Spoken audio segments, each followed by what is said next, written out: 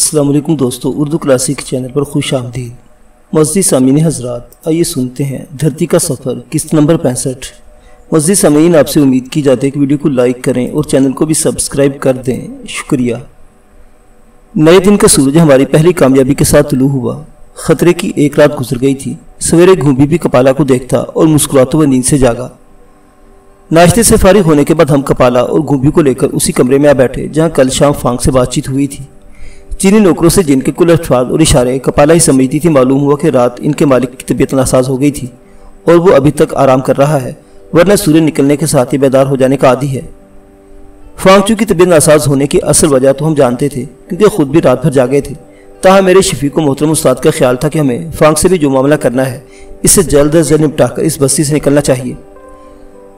اب ہم باتیں کر رہے تھے کہ فانگ اپنے چہرے پر مسکراہٹ کا پردہ ڈالے جس کی دلی ارادوں کو ڈھانپ رہتا تھا، کمرے میں داخل ہوا۔ وہ خود کو حشاش بشاش اور اچھے سبھاؤ کا میزبان ثابت کرنے کی کوشش کر رہا تھا۔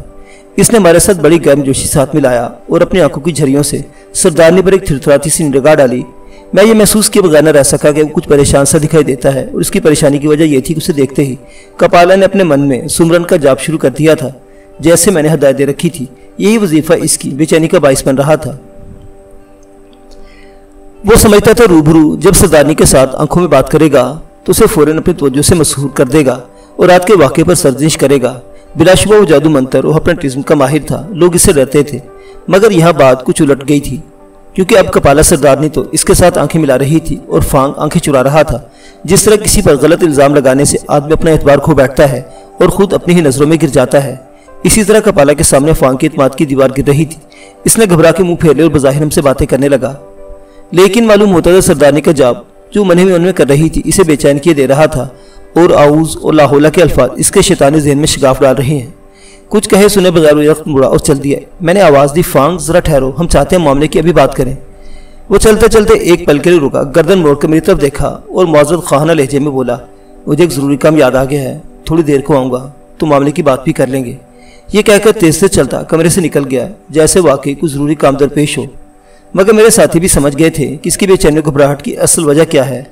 رات اس نے کپالا کو دھمکی دی تھی کہ اگر وہ پھر جاب کرے گی تو اسے غائب اور ہمیں قید کر دے گا، مگر کپالا نے جاب کیا اور اسے ایک نئی مشکل میں ڈال دیا تھا۔ اب دو میں سے ایک بات لازمی تھی۔ نمبر 1، یہ سوچ کر ہم نے اس کے جادو منتر کا توڑ ڈھونڈ لیا ہے، ہمارے ساتھ نرم و سلوک پسندی کا رویہ اختیار کرے گا تاکہ سالوین کے لوگوں میں اس کی بدنامی نہ ہو۔ نمبر 2، اپنے ناکامی کا بدلہ لینے کے دشمنی پر اتر آئے۔ بعض آدمی غصے جوش کی حالت میں کئی رنگ بدلتے ہیں، مگر فانگچو چہرے میں کوئی تبدیلی نہ ہونے دیتا اور اپنے ارادوں پر پراسرار مسکراہٹ کی چلمن ڈالے رکھتا تھا۔ اس لیے یہ اندازہ لگانا مشکل تھا کہ اب ہمارے ساتھ اس کا سلوک کیا ہوگا، مگر ہم نے دونوں پہلوؤں پر غور کیا۔ ایک خیال یہ بھی تھا کہ ہم فانگ کے مہمان ہیں اور اپنی ضد پوری کرنے کے لیے ہمارے کھانے میں کوئی ایسی دوا ملا سکتا ہے جو ذہن اور جسموں کو معاف کر دے، اور ایسی صورتحال سے فائدہ اٹھا کر وہ سردارنی کو اپنے انتقام کا نشانہ بنا سکتا ہے۔ اندرا کو اگرچہ اس کی پراسرار آنکھوں میں جھانکنے کا موقع نہ مل سکا تھا، مگر اس کی اٹکل یہ کہتی تھی کہ فانگ کینہ پرور اور منتقم مزاج آدمی ہے اور بدلہ لینے کی خاطر کچھ بھی کر سکتا ہے۔ کپالا بھی اسے دیکھ کر اس لیے خوفزدہ ہو گئی تھی کہ وہ اپنی ہٹ کا پکا تھا۔ احتیاط کے پیش نظر ہم نے فیصلہ کیا کہ اب فانگ کے گھر کا کھانا کھائیں گے نہ پانی پئیں گے۔ میں خود مہمان خانے میں گیا جہاں ہمارے دوسرے ساتھی ٹھہرے تھے، اور صوبیدار خداداد خان کو ہدایت کی دی کہ کھانے پینے کے بندوبست وہ خود کرے گا، مگر فانگ کے نوکروں کو پتہ نہ چلنے دے۔ ساتھ ہی اپنے ساتھی کو ہوشیار رہنے کی تاکید کر دی۔ اس کام سے فارغ ہو کر میں اس بڑے کمرے میں لوٹ آیا جو اصل میں فانگچو کا کمرہ تھا، جس نے میں تھوڑی دیر کو لوٹانے اور معاملے کی بات چیت کے لیے کہا تھا، مگر یہ تھوڑی دیر پورے 2.5 گھنٹے میں ختم ہوئی۔ وہ 11:30 بجے پھر اچانک نمودار ہوا۔ اس کے ساتھ وہ بوڑھا بھی تھا جسے ہم بستی کے حاکم یا سردار کے طور پر جانتے تھے۔ خیال آیا شاید اس کے سامنے معاملے کی بات کرنا اور اسے اپنا گواہ بنانا چاہتا ہے۔ فانگچو نے پہلی بار اس کا تعارف کرا بتایا، یہ سالوین کے مجسٹریٹ لی شین ہے۔ اس تعارف سے ظاہر ہو گیا کہ مجسٹریٹ کی موجودگی میں جھگڑے کا فیصلہ چاہتا ہے، اسی لیے اسے ساتھ لے کر آیا ہے۔ ہم نے اٹھ کر بوڑھے چینی کو تعظیم دی، مگر اس کی آنکھوں سے بے اعتباری کی جھلک دیکھی۔ رسم تعارف کے بعد اب ہم اپنی نشست پر بیٹھے تھے کہ لینس نائک ہرنام سنگھ خاکی وردی میں داخل ہوا اور مجھے باقاعدہ فوجی انداز میں سلوٹ کر کے کہنے لگا، صاحب جی، باہر کچھ پولیس کے سپاہی اور سارجنٹ موجود ہیں، اب آپ کو کیا آرڈر ہے؟ میں اس اطلاع پر حیران رہ گیا۔ اگر لی شین کسی جھگڑے کا قانونی فیصلہ کرنے آیا تھا تو اسے اپنے ساتھ پولیس لانے کی کیا ضرورت تھی؟ مجھے حیران سا دیکھ کر ہرنام سنگھ بولا، صاحب جی، اگر آپ کا آرڈر ہو تو ان سوروں کا منہ کو ٹھپ دیں۔ نہیں، کچھ نہیں کرنا ہرنام سنگھ ہے، میں نے اپنے الفاظ پر زور دے کر کہا۔ بس صوبیدار سے کہہ دو کہ سفر کے لیے تیار رہے، شاید ہم 1-2 گھنٹے میں یہاں سے روانہ ہوں۔ اگر کسی نے روکنے کی کوشش کی تب دیکھیں کہ ہمیں کیا کرنا ہے۔ پر آپا کو خطرے کی بو آ رہی ہے صاحب جی، صوبیدار ہو رہی بھی۔ میں نے اس کی بات کاٹ دی، جو کچھ کہا ہے وہ صوبیدار کو بتا دو اور خطرے کا مقابلہ کرنے کے لیے تیار ہو جاؤ۔ اب ہرنام سنگھ نے پھر ایڑی بجا کر مجھے سلوٹ کیا اور چلا گیا۔ میرے اس کے درمیان یہ بات چیت اردو پنجابی میں ہوئی تھی، جسے میرے ساتھی تو سمجھ گئے، مگر فانگ اور لی شین کے پلے کچھ نہ پڑ سکا۔ وہ حیران تھے کہ نہ جانے ہرنام سنگھ نے کیا اطلاع دی اور میں نے اسے کیا کہا۔ البتہ اس کے جاتے ہی اپنے میزبان سے مخاطب ہوا۔ فانگ، میں نے سردار گھومبی سے بات کی ہے، یہ کپالا سے دستبردار ہونے کو تیار نہیں، نہ تمہاری ڈوبی ہوئی رقم کو مانتا ہے۔ اب ہم اس معاملے کو نمٹانا ہے اور بہت اچھا ہوگا کہ تم مسٹر لی شین کو اپنے ساتھ لے آئے، اس جھگڑے میں ہمارے منصف ہوں گے۔ فانگ چو کا جواب میری توقع کے بالکل ہی الٹ اور بڑا لرزہ خیز سے اس نے کہا، میرا اور کپالا کا جھگڑا آپس کا معاملہ ہے اور ہم آپس میں طے کر لیں گے۔ لی شین کو اس جھگڑے میں دخل دینے کی فرصت نہیں۔ یہ تو سالوین کے مجسٹریٹ کی حیثیت سے تم لوگوں کے پاسپورٹ اور ویزے دیکھنے آئے ہیں، کیونکہ کسی نے شکایت کی کہ تم لوگ راہداری کے بغیر چین میں داخل ہوئے ہو۔ بوڑھے لی شین نے اپنے سر کو جنبش دے کر فانگ کے الفاظ کی تائید کی، گویا فانگ نے ہمیں قانون کے شکنجے میں جکڑنے کا اور اپنے انتقام کا راستہ صاف کرنے کا خوفناک جتن کیا تھا۔ میں اس کی تدبیر سمجھ گیا کہ ہمیں قانون کے حوالے کر کے کپالا کو اپنے پاس رکھنا چاہتا ہے۔ یہ بازی جیتنے کہ اس نے بڑا خطرناک کارڈ استعمال کیا، مگر ایک کارڈ میرے پاس بھی تھا۔ میں نے اس کے نیل پر دہلا پھینکا۔ یہ تو ہماری خوش قسمتی ہے کہ مسٹر لی شین یہاں تشریف لائے، ورنہ کپالا کے جھگڑے میں ہم خود ان کی خدمت میں حاضر ہونے والے تھے۔ اب ہم سالوین کے مجسٹریٹ کی موجودگی میں پہلے جھگڑا نپٹائیں گے، پھر کوئی اور بات ہوگی۔ لی شین کی انگریزی کمزور تھی، کہنے لگا، مجھے تمہارے جھگڑے سے کوئی دلچسپی نہیں، نہ میرے پاس زیادہ وقت ہے، اپنے پروانے دکھاؤ تاکہ میں اطمینان کر کے چلا جاؤں۔ ہمارے پاس چین کی راہداری کہاں تھی؟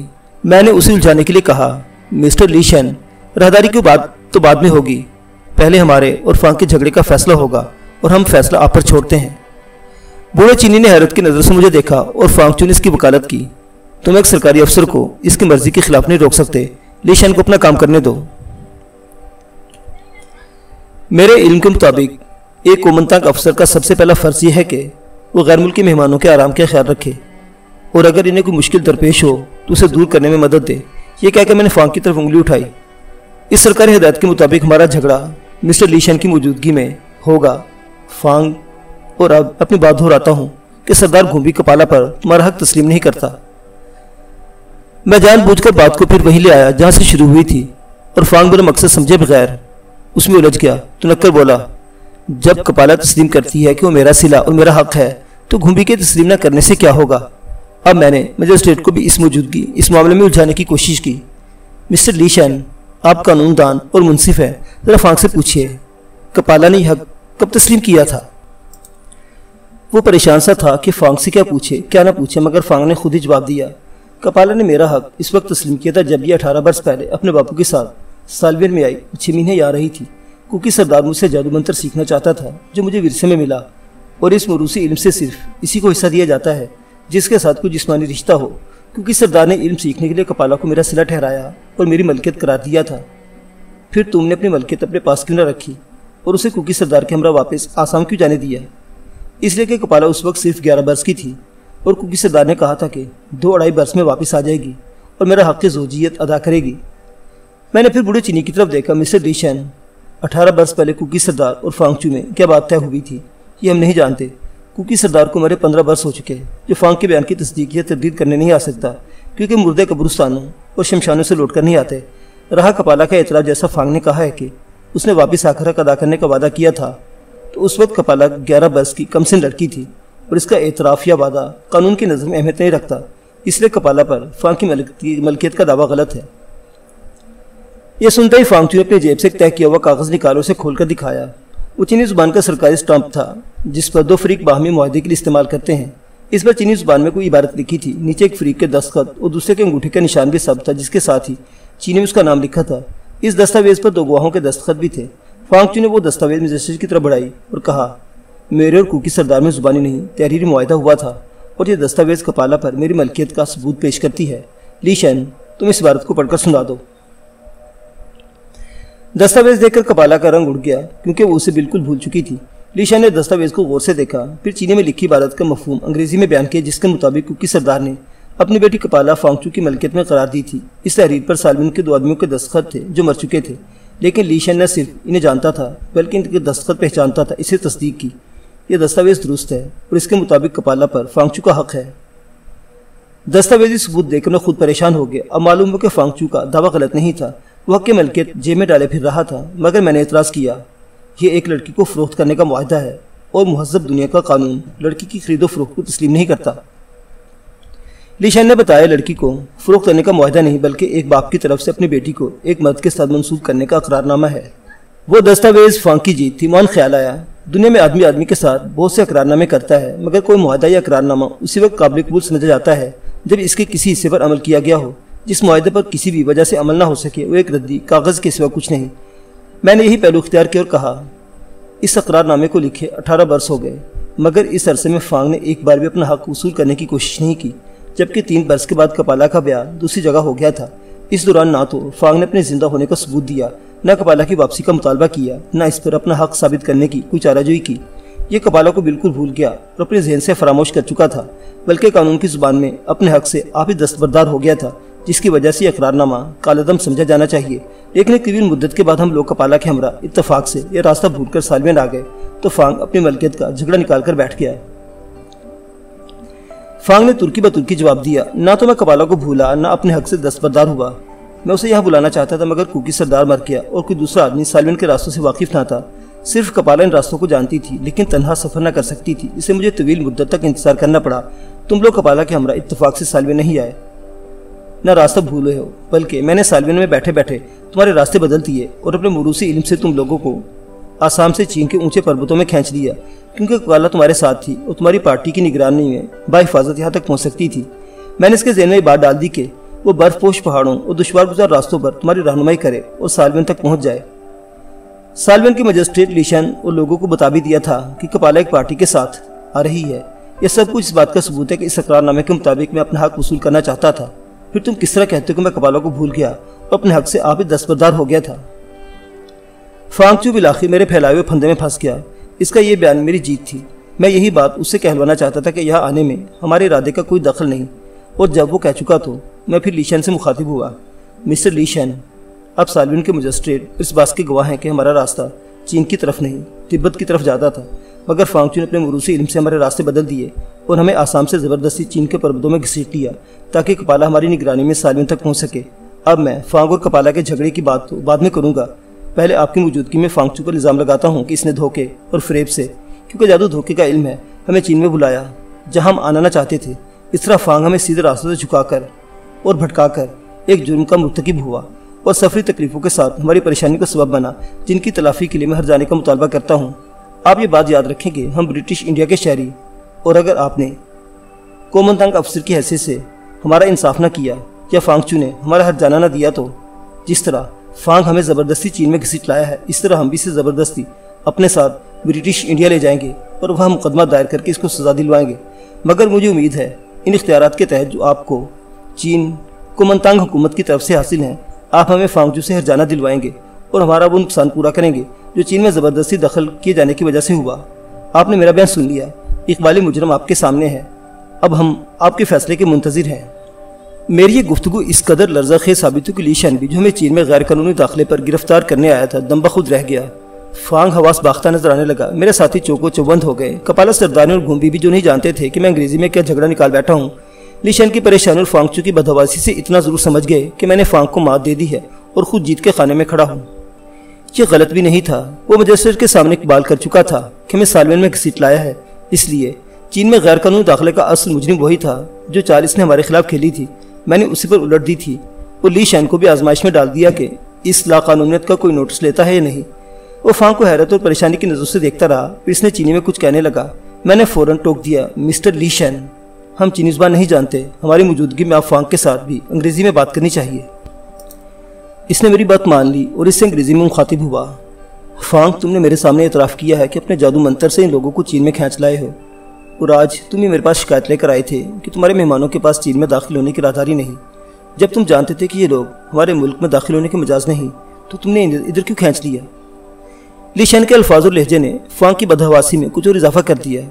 وہ الفاظ اس کی عیاری کا پردہ چاک کر رہے تھے۔ وہ لہجہ ایک افسر کا لہجہ تھا، اسے توقع ہرگز نہ تھی کہ مجسٹریٹ ہمارے خلاف اس کی درخواست گزاری کا بھید بھی کھول دے گا اور اسے ایسے لہجے میں بات کرے گا جس کو وادی نہیں تھا۔ اس نے کسی قدر غصے میں جواب دیا، میں قاعدے قانون نہیں جانتا لی شین، صرف یہ جانتا ہوں اس اقرار نامے کی روح سے جسے تم بھی صحیح تسلیم کر چکے کپالا پر میرا حق ہے اور میں حق وصول کرنے کے لیے یہاں لایا ہوں۔ اقرار نامے کی روح سے اگر قانون کپالا پر تمہارا حق مان لے، کیونکہ یہ اقرار نامہ یہی لکھا گیا تھا، پھر بھی تم صرف کپالا کو یہاں بلا سکتے تھے۔ ایک پارٹی کو زبردستی چین میں گھسیٹ کر تم نے ملکی قانون کی خلاف ورزی کی اور ان لوگوں کو بھی پریشانی میں مبتلا کر دیا۔ اب میں انہیں چین میں غیر قانونی داخلے کا مجرم نہیں سمجھتا۔ اگر تمہارے نزدیک مجرم نہیں تو انہیں اپنی منزل کی طرف جانے دو، لیکن کپالا ان کے ساتھ نہیں جائے گی۔ ہرگز نہیں میں نے مداخلت کی، اگر ہم جائیں گے تو کپالا بھی ہمارے ساتھ جائے گی۔ لی شین نے ہاتھ اٹھا کر مجھے مزید کچھ کہنے سے روک دیا اور وہ اقرار نامہ دکھایا جو ابھی تک اس کے ہاتھ میں تھا۔ فانگ کے پاس یہ دستاویز ہے جو 18 برس پہلے اسی جگہ لکھی گئی تھی، اور اس دستاویز کے مطابق میں کپالا پر اس کا حق تسلیم کرتا ہوں۔ تم کپالا کو اپنے ساتھ نہیں جا سکتے، مگر فانگ نے تم لوگوں کو دھوکے سے چین میں کھینچ لیا، جس سے تمہیں بہت سی تکلیفیں اٹھانا پڑی اور تمہارے سفر کا خرچ بھی ہوا۔ اس لیے میں تمہارے ہر جانے کو مانتا ہوں، اور جس طرح فانگ کو اس کا حق دلاؤں گا اسی طرح ہر جانے کی رقم بھی تمہیں دلائی جائے گی۔ ہر جانے کی رقم؟ فانگ تو مجلس پر برس پڑا۔ لی شین کان کھول کر سن لو، میں پھوٹی کوڑی ادا نہیں کروں گا، اور اگر تم نے اپنے اختیار استعمال کیے تو میں بھی کچھ استعمال کروں گا۔ میں پہلے ہی جان گیا تھا کہ فانگ چو اخراجات کے معاملے میں بڑا کنجوس آدمی ہے۔ اس نے 11 برس کی کپالا کے خرچے کو گھاٹے کا سودا قرار دیا اور اسے کوکی سردار کے ساتھ بھیج دیا تھا کہ جب ذرا بڑی ہو جائے تو اس اپنے سالوین میں لے آئے گا۔ لی شین بھی اس کی کمزوری جانتا ہوگا۔ اس نے فانگ کی دھمکی سنی، ایک تو لمحے خاموش رہا، پھر یک لخت بولا، اب میرا فیصلہ سنو فانگ، اور یہ میرا فیصلہ کہ تم کپالا کو چھوڑ دو۔ یہ لوگ اپنا ہر جانا چھوڑ دیں گے اور کپالا کو لے کر آج رات اس سالوین کی بستی سے نکل جائیں گے۔ فانگ ہکا بکا رہ گیا۔ لی شین با اختیار ہونے کے باوجود فانگ کے سامنے بے اختیار اور اس کی چال کا مہرا تھا، کیونکہ اس سے خوفزدہ تھا، مگر انگریز کا خوف بھی کچھ کم نہ تھا جس نے جنگ عظیم کے دوران جرمنی کو شکست دی اور یورپ اور ایشیا میں زبردست قوت حاصل کر لی تھی۔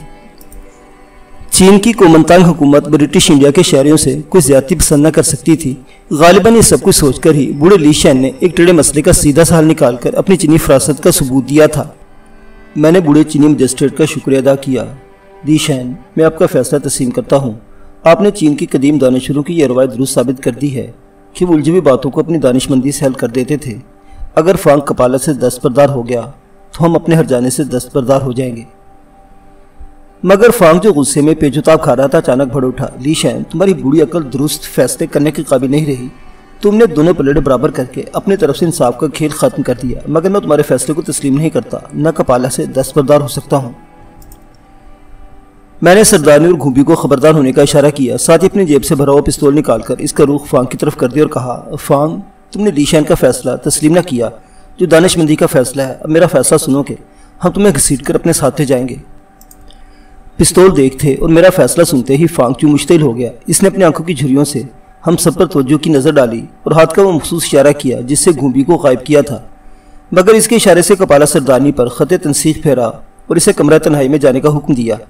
اس نے 3 بار یہی عمل دہرایا اور جب تیسری بار اشارہ کر رہا تھا تو اس کا ہاتھ ایک جھٹکے سے نیچے گرا، جیسے اس پر بجلی ٹوٹ پڑی ہو، زر چہرے پر مردنی کھنڈ گئی ہو۔ ہمارے علاوہ یہ حیرت انگیز منظر بوڑھے لی شین نے بھی دیکھا اور دنگ رہ گیا۔ فانگ جو اپنے شیطانی عمل سے کپالا کو غائب نہ کر سکا، نہ ہماری نظر بندی پر قادر ہو سکا، کیونکہ کپالا کے ساتھ ہم لوگوں نے بھی زیر لب آؤز اور لاحولہ کا ورد کر رہے تھے۔ خدا کے کلام نے اس کے شیطانی عمل کا حلقہ توڑ دیا اور وہ اس قدر بدحواس اور سراسیمہ نظر آنے لگا جیسے جسم سے جان نکل رہی ہو۔ شکل سے لگتا تھا زندوں کی دنیا سے رخصت ہو چکا یا کوئی مردہ اپنے تابوت کا انتظار کر رہا ہے۔ چند ہمیں اس کی یہ حالت رہی، پھر یکلخت کھڑا ہو گیا۔ میں بھی اس کے ساتھ ہی اٹھا۔ وہ خوف انگیز نظروں سے میرے پستول کو دیکھتا رہا۔ میں نے کہا، فانگ، تمہارا جادو ہم پر نہیں چل سکتا، نہ تم کسی کو غائب کر سکتے ہو۔ اب تمہیں ہمارے ساتھ چلنا اور ہمارا حکم ماننا ہوگا۔ نہیں، وہ چلایا اور ایسی لرزہ خیز تھی اس کی چیخ جیسے کوئی جہنمی روح چلائی ہو۔ اس چیخ نے پل بھر کے لیے ہم سب کو حیران کر دیا اور حیرت کے اس لمحے فانگ راہداری میں کھلنے والے دروازے کی طرف بھاگا۔ پرنسس اندرا نے مجھے متوجہ کیا، وہ بھاگ رہا ہے۔ میں نے آواز دی، رک جاؤ فانگ، مگر وہ رکا نہیں۔ این اس وقت جب وہ دروازے سے نکل رہا تھا میں نے اس کے پاؤں پر فائر کیا۔ پستول کی نال سے گولی بعد میں نکلی۔ پہلے فانگ کے پیر دہلیز سے نکل چکے تھے۔ میں اس کے پیچھے بھاگا۔ مجھے راہداری تک پہنچنے میں چند سیکنڈ لگے ہوں گے، مگر میری حیرت کی انتہا نہ رہی۔ وہ راہداری میں نہیں تھا اور انہیں چند سیکنڈ کے اندر کہیں غائب ہو گیا تھا۔ میں راہداری کے دوسرے سرے تک بھاگتا چلا گیا اور دوسری حیرت سے دوچار ہوا، کیونکہ دوسرے دروازے کا سرا اندر سے بند تھا اور فانگ اس دروازے سے نہیں نکلا تھا۔ اسی اثنا میں میرے ساتھی بوڑھی لی شین کے ساتھ راہداری میں آگے اور فانگ کے انن فنن غائب ہو جانے پر حیرت کا اظہار کرنے لگے۔ ہم نے راہداری کے دو رویا سارے کمرے چھان مارے، لیکن وہ تو جیسے طلسم کی ٹوپی پہن کر غائب ہوا تھا، نہ کہیں سراغ مل سکا کہ کہاں نکل گیا۔ بوڑھا لی شین پہلے ہی فانگ چو سے ڈرتا تھا، اب مجھ سے خوفزدہ تھا۔ اس کے خیال میں یا تو میں فانگ سے بھی کوئی بڑا جادوگر تھا یا پھر بڑے سے بڑے جادو کو توڑنے کا گر جانتا تھا۔ ایک ایسے جادوگر کو جس کے کالے علم کا بستیوں میں چرچا تھا، چین اور تبت کے درمیان سفر کرنے والے تجارتی قافلوں میں شہرت تھی، اس طرح شکست دے کر بھگا دینا کوئی معمولی کارنامہ نہیں تھا۔ اس واقعے نے لی شان کو حیرت زدہ کر دیا اور وہ مجھے مشورہ دینے لگا، اب تم لوگوں کا سالوین میں رکنا اور فانگ چو کے مکان میں ٹھہرنا مناسب نہیں، میں تمہیں بستی سے نکل جانے کی رائے دیتا ہوں، جس قدر جلد ہو سکے یہاں سے نکل جاؤ۔ بوڑھے چینی کا مشورہ بالکل برمحل تھا۔ فانگ چو کی بدنیتی آشکار ہو گئی تھی۔ میں خود ہمیں اس مکان میں ٹھہرایا تھا اور خود مجسٹریٹ کے پاس شکایت لے کر پہنچ گیا تھا کہ ہمارے پاس چین میں داخل ہونے کا پروانہ راہداری نہیں۔ اب وہ پراسرار طور پر غائب ہو گیا تھا اور ہمارا اس کے مکان میں مزید قیام، خواہ وہ چند گھنٹوں کا ہی کیوں نہ ہو، خطرے سے خالی نہیں تھا۔ میں نے صوبیدار خداداد خواہ پہلے ہی تیار رہنے کی ہدایت کر دی تھی۔ لیشان کا مشورہ سنتے ہی ہم فوراً کمرے سے نکل آئے۔ سارا سامان آن کے آن میں خچروں پر لاد دیا گیا۔ تھوڑی دیر بعد ہماری پارٹی بستی کو چھوڑ کر دریا کی طرف بڑھ رہی تھی۔ سالوین کے لوگوں نے جس طرح حیرت کی نظروں سے میں بستی میں داخل ہوتے دیکھا تھا، اسی طرح وہ میں رخصت ہوتے بھی دیکھ رہے تھے۔ بوڑھا مجسٹریٹ لیشان سپاہیوں کے ہمراہ ہمارے ساتھ ساتھ چل رہا تھا اور مجھ سے وظیفہ بھی سیکھتا جا رہا تھا جس نے فانگ چو کا سحر باطل کر دیا تھا۔ خطرہ تھا ہماری حمایت کرنے کی پاداش میں سالوین کا جادوگر اس کا دشمن بن جائے گا، اس کی طرف اپنے جادو منتر کے الچی بھیجے گا اور اپنے شیطانی حربوں سے خوفزدہ کرے گا۔ میں نے چلتے چلتے اسے اعوذ باللہ اور لا حول ولا قوت کی آیات حفظ کرا دی تاکہ اس کے شیطانی عمل سے محفوظ رہ سکے۔ وہ اس بات پر بے حد حیران تھا کہ الفاظ تو بہت مختصر ہے مگر اس کا نتیجہ جس نے بچشم خود دیکھا بڑا حیرت انگیز تھا۔ سالوین وادی کی پٹی پر بوڑھے چینی نے ہمیں الوداع کہا اور اپنے سپاہیوں کے ہمراہ بستی کی طرف لوٹ گیا۔ پربتوں کی دلہن سالوین ندی ہمارے سامنے تھی۔ ہم گرد و پیش کو دیکھتے اس کے جنوبی ساحل کے ساتھ مغرب کی سمت ہو لیے۔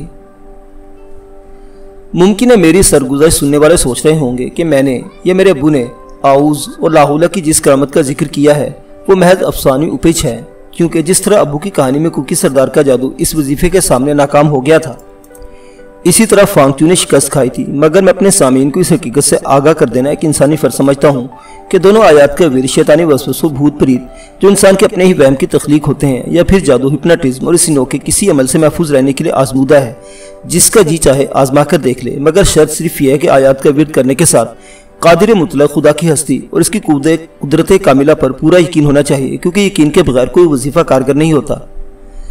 پورے یقین و اعتقاد کے ساتھ جو انسان کے اندر بے پناہ قوت ارادی پیدا کرتا ہے، اگر کوئی فرد عورت ہو یا مرد یہ وظیفہ کرے گا تو کوئی شیطانی عمل، خوف اور وہم اسے پریشان نہیں کر سکتا، کیونکہ لا حول سے شیطانی وساوس بھاگ جاتے اور انسان کی قوت ارادی کے سامنے عرضی روحانیت کا سحر ٹوٹ جاتا ہے۔ معزز سامعین حضرات، دھرتی کا سفر ابھی جاری ہے، بقیہ واقعات اگلی قسط میں دیکھتے رہیے اردو کلاسک۔ اللہ حافظ۔